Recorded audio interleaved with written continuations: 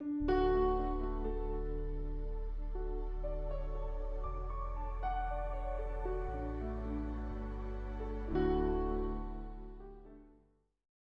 les bendiga, mis amados hermanos. En esta oportunidad nuevamente estamos aquí para transmitir nuestro culto dominical.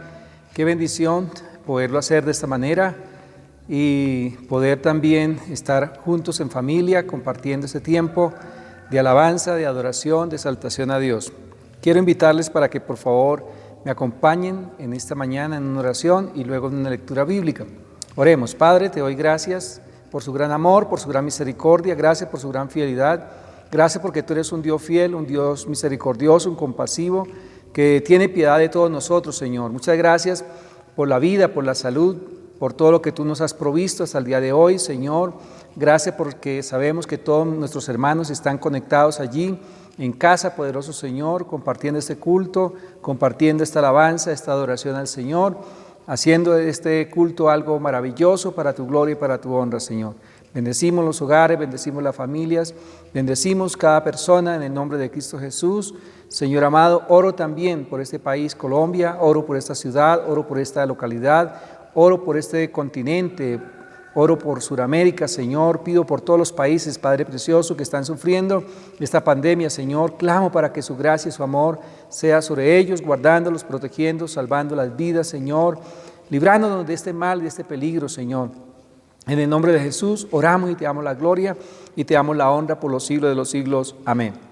Entonces, mis amados hermanos, vamos a tomar la Biblia allí en Primera de Reyes, capítulo 17, versículo 1 al 24. Es un pasaje cortico, pero es una historia muy bonita. Dice la palabra del Señor: entonces Elías Tisbita, que era de los moradores de Galaad, dijo a Acab: vive Jehová, Dios de Israel, en cuya presencia estoy, que no habrá lluvia ni rocío en estos años, sino por mi palabra. Y vino a él palabra de Jehová diciendo: apártate de aquí y vuelve al oriente y escóndete en el arroyo de Querit, que está frente al Jordán. Beberás del arroyo, y yo he mandado a los cuervos que te den allí de comer. Y él fue e hizo conforme la palabra de Jehová, y se fue y vivió junto al arroyo de Querit, que está frente al Jordán. Y los cuervos le traían pan y carne para la mañana, y pan y carne por la tarde, y bebía del arroyo. Pasado algunos días se secó el arroyo, porque no había llovido sobre la tierra. Vino luego a él palabra de Jehová diciendo: levántate, vete a Sarepta de Sidón y mora allí. He aquí, yo he dado orden allí a una mujer viuda que te sustente. Entonces él se levantó y se fue a Sarepta, y cuando llegó a la puerta de la ciudad, he aquí una mujer viuda que estaba allí recogiendo leña. Y él la llamó y le dijo: te ruego que traiga un poco de agua en un vaso para que beba. Yendo ella para traérsela, él la volvió a llamar y le dijo: te ruego que me traiga también un bocado de pan en tu mano. Y ella respondió: vive Jehová tu Dios, que no tengo pan cocido, solamente un puñado de harina tengo en la tinaja y un poco de aceite en la vasija. Y ahora recogía 2 leños para entrar y prepararlos para mí y para mi hijo, para que comamos y nos dejemos morir. Elías le dijo: no tengas temor, ve, haz como te has dicho, pero hazme a mí primero de ello una pequeña torta cocida debajo de la ceniza y tráemela. Y después harás para ti y para tu hijo.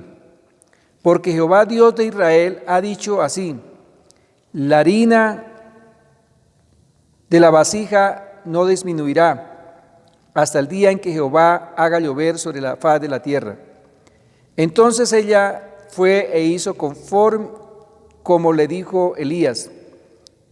Y comió él y ella, y su casa muchos días.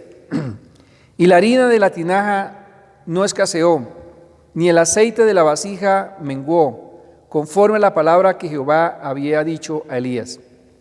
Después de estas cosas aconteció que cayó enfermo el hijo de la ama de casa, y la enfermedad fue tan grave que no quedó en él aliento.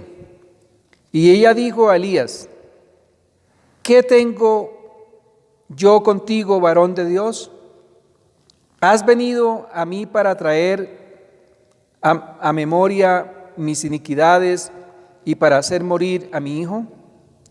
Él le dijo: dame acá tu hijo. Entonces él lo tomó de su regazo y lo llevó al aposento donde él estaba y lo puso sobre su cama. Y clamando a Jehová dijo: Jehová Dios mío, aún la viuda en cuya casa estoy hospedado, has afligido, haciéndole morir su hijo. Y teniendo sobre el niño y tendió sobre el niño 3 veces. Y clamó a Jehová y dijo: Jehová Dios mío, te ruego que me hagas volver el alma de este niño a él. Y Jehová oyó la voz de Elías, y el alma del niño volvió y revivió. Tomando luego Elías al niño, lo trajo al aposento, a la casa, y lo dio a su madre. Y dijo Elías: mira, tu hijo vive. Entonces la mujer dijo a Elías: ahora conozco que tú eres varón de Dios, y que la palabra de Jehová es verdad en tu boca. Amén. Es maravillosa esta historia. Vamos a compartir de ella en unos instantes. Oremos. Gracias, Señor, por esta palabra. Te alabo y te bendigo, Señor, te glorifico. Te doy la gloria y la honra a ti, poderoso Dios. Muchas gracias, Señor amado. Ahora nos disponemos para alabar, para cantar al Señor, para glorificar tu nombre, Señor. Lo hacemos con alegría, con el corazón, Señor, para ti. Bendigo a las familias, Señor amado, que están unidas para celebrar este culto delante de su presencia. Gracias, Señor. Amén. Has sido tan bueno para mí. Antes de respirar, soplaste tu aliento en mí. Has sido tan bueno para mí. Tu amor me envuelve, me sostiene, amor sin condición. Me persigue y deja las 99 y va por mí.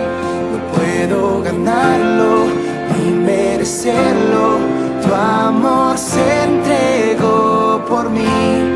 Tu amor me envuelve, me sostiene, amor sin condición. Cuando enemigo fui, tu amor luchó por mí. Has sido tan bueno para mí.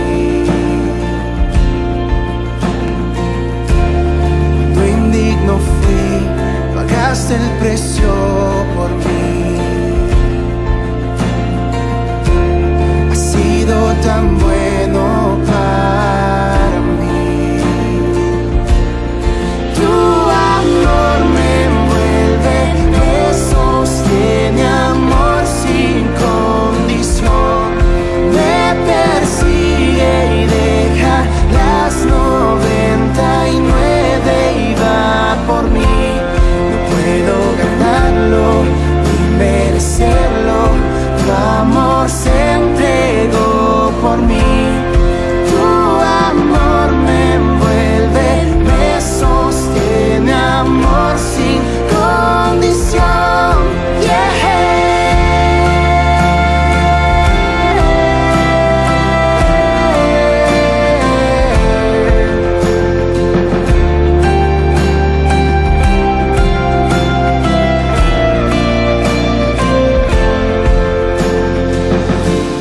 hay sombra que no alumbres, monte que no escales para encontrarme a mí. No hay pared que no derrumbes, cadena que no rompas para encontrarme a mí. No hay sombra que no alumbres, monte que no escales para encontrarme a mí.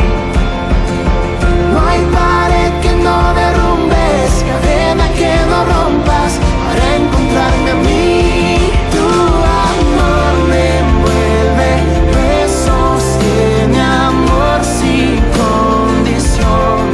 Me persigue y deja las 99 y va por mí.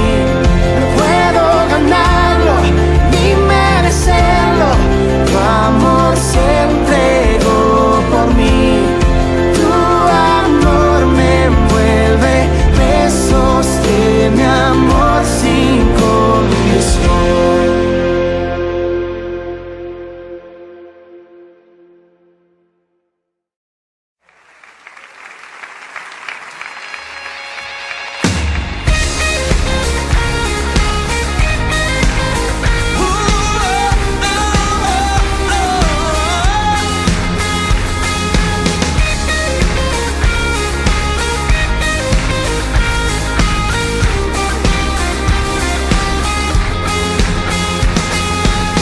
Revestido de gloria, coronado con poder, sentado en majestad, resplandeces más que el sol. Los cielos cuentan tu gloria y de los cielos vendrás.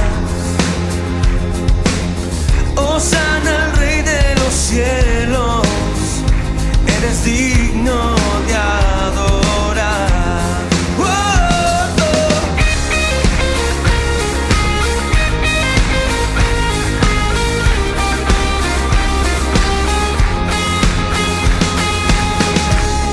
Alfa y Omega, principio y final. Vives por siempre, soberano eres.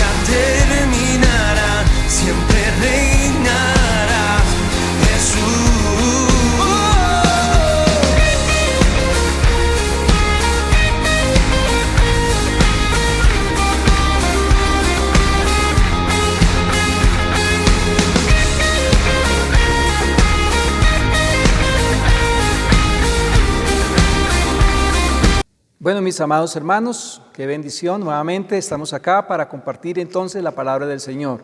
Y quiero invitarles a que leamos allí entonces en Primera de Reyes, capítulo 17, versículo 1 hasta el versículo 7. Y vamos a entrar a deleitarnos, a sumergirnos en esta palabra que es de gran inspiración y de gran bendición, y que estoy seguro Dios va a hablar a tu vida y va a hablar también a mi vida. Nos va a hablar a todos. Dice la palabra del Señor entonces, Primera de Reyes 17, 1 al versículo 7. Entonces Elías Tisbita, que era uno de los moradores de Galaad, dijo a Acab: vive Jehová Dios de Israel, en cuya presencia estoy, que no habrá lluvia ni rocío en estos años, sino por mi palabra. Y vino a él palabra de Jehová diciendo: apártate de aquí y vuélvete al oriente, y escóndete en el arroyo de Querit, que está frente al Jordán. Beberás del arroyo, y yo he mandado a los cuervos que te den allí de comer. Él fue e hizo conforme a la palabra de Jehová, pues se fue y vivió junto al arroyo de Querit, que estaba al frente del Jordán. Y los cuervos le traían pan y carne por la mañana, y pan y carne por la tarde, y bebía del arroyo. Pasados algunos días se secó el arroyo, porque no había llovido sobre la tierra. Amén. Gracias, Señor, por esta palabra. Te pido, Espíritu Santo de Dios, que tú me ilumines, Señor amado, que tú uses este vaso de barro, este vaso frágil, Señor, úsalo para tu gloria, y te pido que sea de bendición esta palabra para tus hijos, para tus oyentes, en el nombre de Cristo el Señor, y también para mi vida, para todos mis amigos, en el nombre de Jesús. Amén y amén. Mis amados, yo creo que todos tenemos sueños, creo que todos tenemos planes, todos tenemos proyectos, todos tenemos algo por qué vivir, por qué trabajar, por qué existir. Y es maravilloso eso, mis amados, pero el problema es cuando quizás los sueños y los planes y los proyectos y todos los objetivos que tenemos trazados, vemos que se derrumban. Vemos que se extinguen, se caen. Eso sí es triste y eso sí es lamentable que eso realmente suceda. Y llega el momento en que casi que todas las cosas parecieran no tener un fin, pareciera que no hubiese esperanza. Y es exactamente lo que sucedió, y no solamente ahora, sino que sucedió en la antigüedad también, como lo registra la Escritura. Y es el caso del apóstol Pablo, cuando lo llevaban preso para Roma. Y realmente allí vemos claramente cómo, después de que habían avanzado bien avanzada la noche, navegando en el mar, vieron que se desató una tormenta muy fuerte, de tal manera que la barca en que iban se desbarataba, se deshacía a pedacitos. No valió tirar los enseres al agua, no valió desvalijar la barca, realmente todo fue inútil. Ellos perdieron, dice el apóstol Pablo, la esperanza de poder salvarse, de poder llegar con vida a tierra. Esa esperanza se desvaneció en ellos. ¿Por qué? Porque vieron la realidad que estaban enfrentando. Un mar enfurecido, una tempestad fuerte, la barca que se hacía a pedazos, y que realmente no había nada que hacer para poder remediar eso. Todos estaban asustados, tanto los soldados que iban custodiándolos a ellos, como los presos, al igual que Pablo. Y dice Pablo en su carta que él realmente perdió la esperanza de poder salir con vida. Pero había algo maravilloso. Pablo era un hombre de Dios. Pablo era una persona que creía en Dios. Era una persona que servía a Dios. Independientemente de lo que él hubiese sido realmente, y quizás las razones por las cuales estaba preso era por la predicación del Evangelio. Entonces vemos claramente cómo Pablo dice que perdió la esperanza, o sea, sus sueños de llegar a Roma, porque los sueños de Pablo era llegar a Roma a predicar, a fortalecer a los hermanos que estaban allí, que estaban empezando la vida cristiana, y a decirles que Jesucristo es el Señor, y a establecer prácticamente los fundamentos doctrinales para esa población, para esa iglesia. Así que ese era el sueño de Pablo. pero cuando ve que todo empieza a tornarse tan difícil, él perdió esa esperanza de poder lograrlo hacer.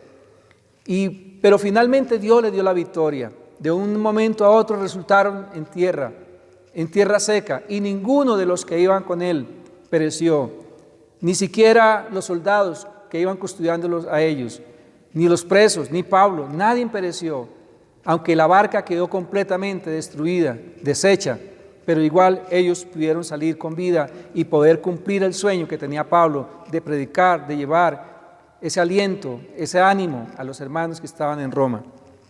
También encontramos otra historia en el Antiguo Testamento, y es el caso de Job, un hombre rico, un hombre hacendado, un hombre que tenía muchos bienes, pero que por sobre todo temía a Dios, honraba a Dios. Era un hombre que sabía quién era Dios. Realmente era un hombre dedicado a Dios. Pero sin embargo, Satanás lo acusó ante la presencia del Señor y le dijo que Job le servía a Dios era por lo que él le había dado, que no era por otra cosa que él le servía, sino por lo que él le había dado. Y por eso Dios autorizó a Satanás que tocara todo, aún incluyendo su carne, menos su alma. Y así lo hizo. Y Job empezó a perder todos sus bienes, sus ganados, sus bueyes, sus asnos. Perdió sus hijos. Y realmente perdió también su salud. A tal punto que realmente era algo indeseable en su condición en que estaba. La misma compañera que tenía Job, su esposa, le dijo así claramente: maldice a Dios y muérete. En otras palabras, Job no tenía nada, tenía solamente a un Dios todopoderoso en su corazón, al cual nunca renegó contra él, nunca dudó de él, siempre confió en él, y Dios le dio la victoria. Job sabía que así como Dios lo había enviado al mundo desnudo, así tendría que volver. Y él exclama esta expresión y dice: Jehová dio, Jehová quitó, sea el nombre de Jehová bendito. Esa es la expresión de Job. Y realmente dice que con todo esto no desagradó a Dios. Todo lo contrario, Job en ese momento, aunque había perdido la esperanza de poder realmente terminar sus años, anciano, lleno de vida, de vigor, de fuerza, realmente estaba ahora afectado por una enfermedad que parecía interminable. Pero Dios, en su gran amor, restituyó su salud, restituyó su vida y restituyó todos sus bienes. Incluso le restituyó a sus hijos, su familia. Le dio una nueva familia. Y esa nueva familia dice que las hijas de Job eran muy hermosas, como ellas no había ninguna. Y eso es maravilloso, cómo Dios pudo cumplir el propósito en Job. Y dice que le dio el doble de lo que él tenía. Esa es la bondad y la gracia de Dios. Pero aquí encontramos también, en este caso, en el capítulo 17, esa historia, y por eso he titulado este mensaje, Volver a vivir. Realmente cuando nosotros tenemos ya algo ya dado por perdido, por terminado todo, por deshecho, y cuando de repente las cosas cambian, volvemos nuevamente a vivir. Volvemos nuevamente a recobrar ese ánimo, a recobrar esa fuerza. Y así que esta viuda pobre, emocionada con su hijo, lo abraza, lo quiere, su único hijo que tenía, no puede creer lo que está pasando. Este hijo había muerto, pero hacía unos pocos minutos ella lo tenía en su regazo, muerto, sin vida.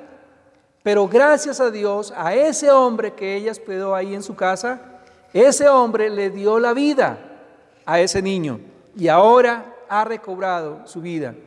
Y esta mujer no cabe en sí misma de la alegría, del gozo, del regocijo de que su hijo haya vuelto a la vida.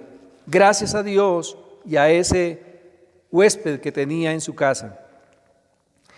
Le dice el varón de Dios a esta mujer, le dice: mira, tu hijo está vivo, tu hijo está vivo. Esta conmovedora resurrección, mis amados hermanos, tuvo lugar hace unos 3000 años. El huésped era Elías, profeta de Dios, era un hombre de Dios, y la madre, una viuda que realmente no sabemos de qué procedencia, solamente sabemos que vivía en Sarepta, y era obviamente una mujer que no conocía a Dios, que en su tierra la cultura, la costumbre era adorar a otros dioses. La pregunta es, ¿cuánto debió fortalecer su fe la resurrección de ese niño, esta mujer? Demasiado. Veamos algunas cosas entonces, hermanos, en esta lección. En primer lugar, vemos aquí a Elías y una mujer de fe. Dos personas necesitadas. Dos personas necesitadas. Dos personas que están llegando a la cúspide de perder toda esperanza de poder tener vida. Elías, por una parte, y por otra parte también esta mujer. Cómo Dios une a dos personas necesitadas y cómo Dios los une no solamente en la necesidad, sino también en la fe y en la confianza en Dios. Jehová había anunciado una larga sequía en el reino de Acab. Recuerden que Acab fue el rey más malvado y perverso que pudo haber tenido Israel. Este hombre era un hombre cruel, tirano, una persona indeseable. Pero Dios había hablado a Elías y que iba a haber una sequía de 3 años y medio y que durante esos 3 años y medio iba a haber obviamente una hambruna muy fuerte. Por eso ese fue el anuncio que le da Elías a Acab. Y obviamente ese anuncio, cuando empezó a suceder el verano, obviamente Acab se ensañó contra Elías y lo iba a buscar, obviamente, para matarlo, porque era una persona que había traído como una maldición, supuestamente, como muchos lo catalogan. Pero realmente era la palabra de Dios a través de Elías para Acab. Después de que Elías anunció la sequía, Dios le concedió, o más bien Dios le concedió la manera y lo esconde de tal forma que preserva la vida de Elías. Así es que Dios le dice a Elías que se vaya a un lugar, dice claramente ahí la palabra del Señor: apártate de aquí y vuélvete al oriente y escóndete en el arroyo de Querid, que está al frente del Jordán. Dios lo envía a un arroyo. Creo que ese arroyo era un arroyo que nunca se secaba, pero debido a la sequía tan intensa y tan larga, obviamente ese arroyo en algún momento tendría que secarse. Así que Elías llega a ese arroyo y allí dura mucho tiempo junto a ese arroyo mientras hubo agua. Y durante ese tiempo Dios no solamente proveyó el arroyo para que bebiera, sino también proveyó de unos cuervos que le llevaron pan y carne en la mañana, pan y carne en la noche, en la tarde, para alimentarse Elías. Y así duró todo el tiempo, mientras el arroyo tuvo agua. Cuando el arroyo se seca, dice la Escritura que Elías, Dios nuevamente le habla a este hombre y le dice que tiene que mudarse a otro lugar. Entonces, vemos ahí cómo la misericordia de Dios y cómo la bondad de Dios es tan maravillosa para con su pueblo. Así que los planes y los propósitos de Dios son fantásticos, hermanos, son maravillosos. En algunos momentos nos ponen como en aprieto, pero realmente son maravillosos. Dos personas necesitadas, Dios las une para que se ayuden mutuamente. ¡Qué maravilloso!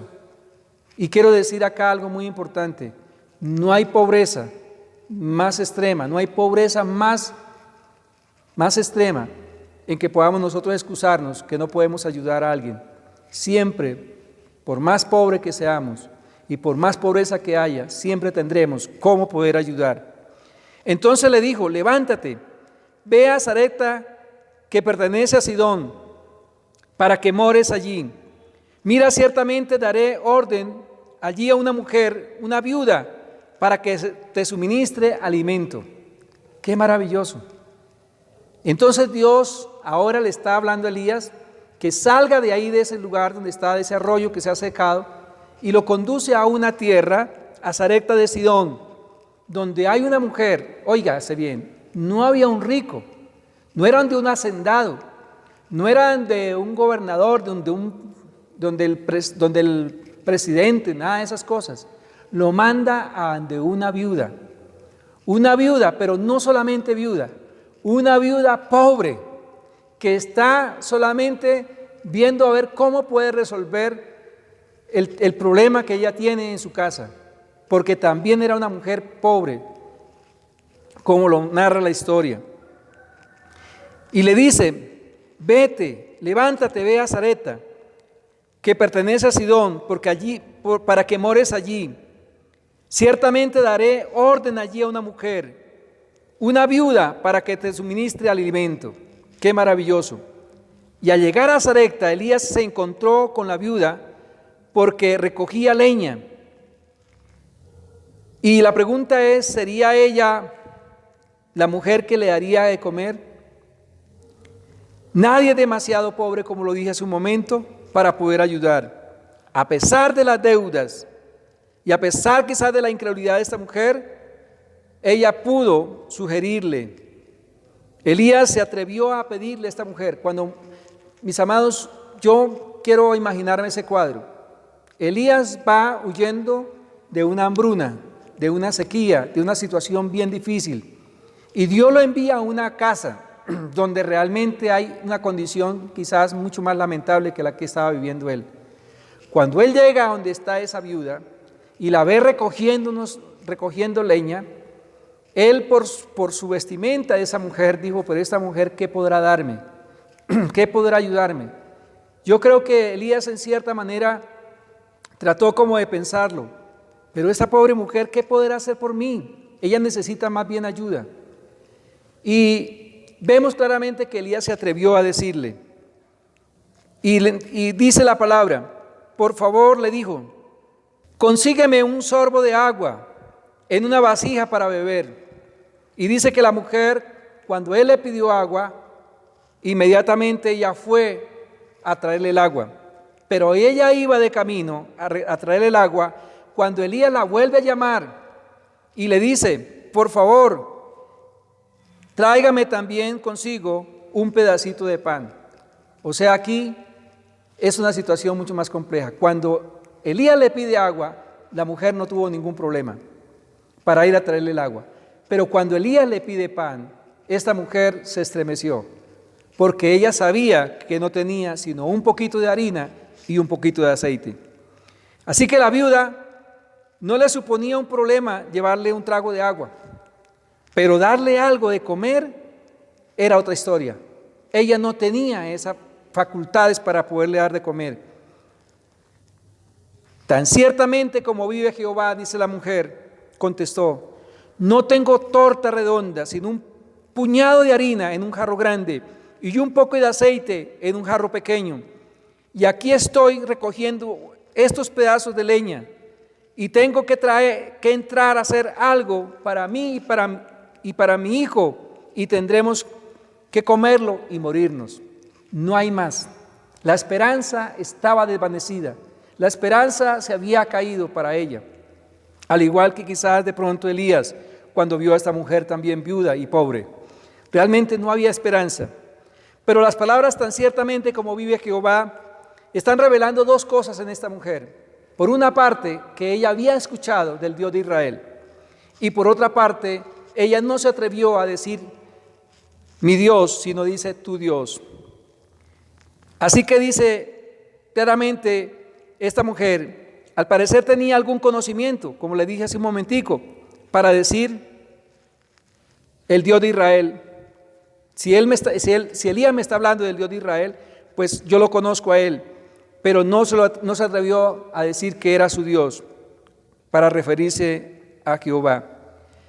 Así que esta mujer vivía en Sarepta, una población de las que se dice pertenecer a la ciudad de Sidón. Quizás en el sentido de depender de ella, es muy probable que la gente de Sarepta adorara a Baal, un dios pagano, pero Jehová había visto algo especial en aquella vida y especialmente de aquella mujer pobre. Aunque vivía rodeada de idolatría, tuvo fe en Dios, en el Dios de Israel, Jehová envió a Elías a su casa por el bien de él, pero también por el bien de ella. Esto nos enseña una importante lección. Mis amados, es maravilloso lo que Dios hace. Elías, una persona necesitada. La viuda, una persona necesitada. Pero los une para un gran milagro, para una gran bendición. Así que al enviar a Elías a la casa de esta viuda, Jehová demostró que se fija en las personas de buen corazón que aún no le sirven. Así es, esta nación